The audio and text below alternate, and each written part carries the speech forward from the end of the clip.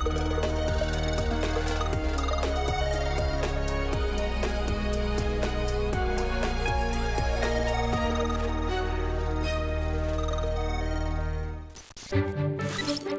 third of the EU is affected by water scarcity. Water pollution and wastewater are also major concerns, which are being addressed at this water purifying unit.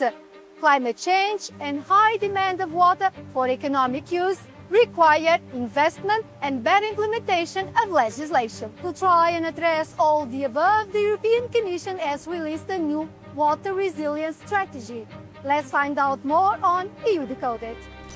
Only 37% of the EU's surface waters have a good ecological status, and only 29% have a good chemical status.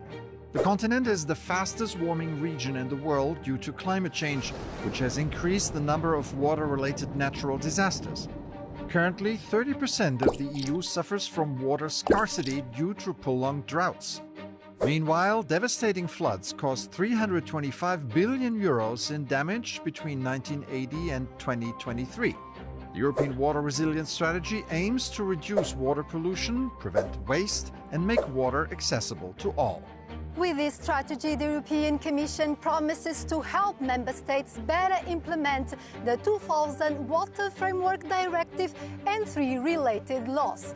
Let's hear what Europeans think about the public management of this precious common good. Η ενημέρωση μπορεί να δουλέψει πάρα πολύ όσον αφορά την κατανάλωση.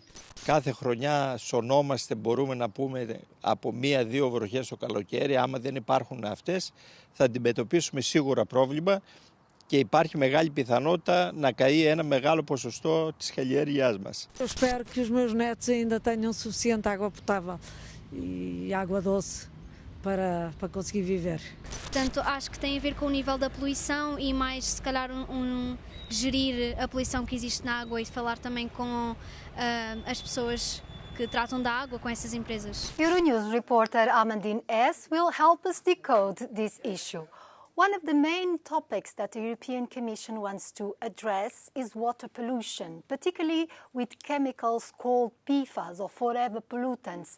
What is at stake? So PFAS are substances dubbed forever pollutants because they don't easily break down, so they tend to accumulate over time in the environment. And the problem is that research has shown that exposure to certain types of PFAS causes serious health problems. So the Commission is planning to launch a public-private partnership to support innovation to clean up pollution from PFAS and other chemicals. The polluter pays principle will be applied, so it means that public funding would be used only for the sites where it has not been possible to identify who is responsible for the pollution. Industry and agriculture are two sectors that use a lot of fresh water and also contribute to water pollution with chemicals. So will the strategy address those problems?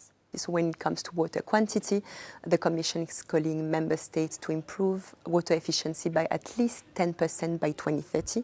So for instance, in the agriculture sector, water efficiency could be improved through precision farming, drip irrigation, water reuse, or by using more climate-resistant crops according to the strategy.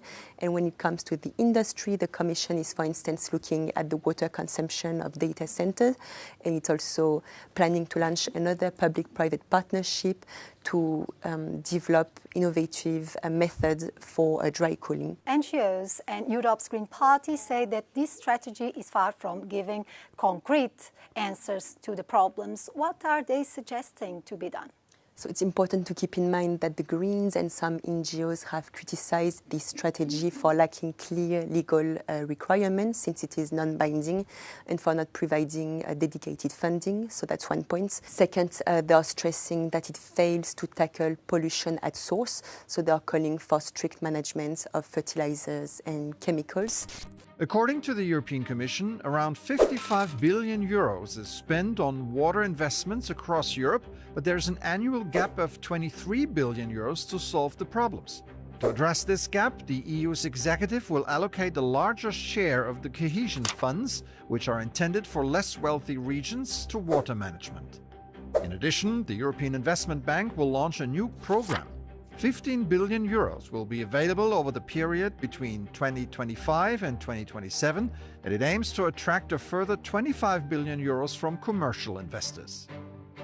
Our guest is Hildegard Bentele from Centre-Right EPP Group, who shares the MEP Water Group at the European Parliament. Welcome to Euronews. One of the few concrete aspects of the European water resilience strategy is increasing investment through the cohesion funds and the European Investment Bank. Will that money be enough? Well, we'll see, because the negotiations for the budget have just started. So it's important to have the priorities here. And everybody knows about the emergency and about the needs of investment into the sector. We have the figures, so we can react with the budget and better use, as you said, the cohesion policy, because we have seen that funds have not been used even for investment, so we have to think about it. The European Commission proposes voluntary targets to improve water efficiency by 10% by 2030, but there is not a roadmap or an implementation mechanism foreseen, so isn't this just good intentions? It is a good intention, and it's also, I would say, a little bit modest, because 10% is not a lot, but at least it's on the agenda. And I think we can do more also, for example, through public procurement. If we prescribe that water efficient technologies have to be used, we have to take it serious, because it's the cheapest way to save money is to become more efficient. But first of all, we have to become more transparent, because people don't know how much water they waste, how much water they use in their households. Shouldn't also more concrete measures be foreseen, and even sanctions for less proactive member states in terms of preventing and recovering from water-related disasters, whether droughts or floods? We have, for example, the Water Framework Directive, and this is legislation. If you do not comply with legislation, we could sanction there, because if member states don't meet the targets of legislation, they should be sanctions. And we have a backlog.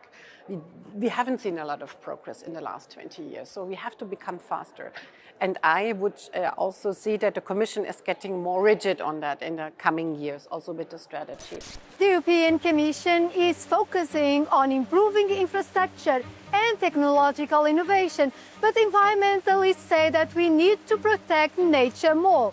They suggest that water management should include protection of moors and wetlands, as well as reducing the use of fertilizers and pesticides. EU Decoded will continue to follow water protection efforts in Europe. Stay tuned.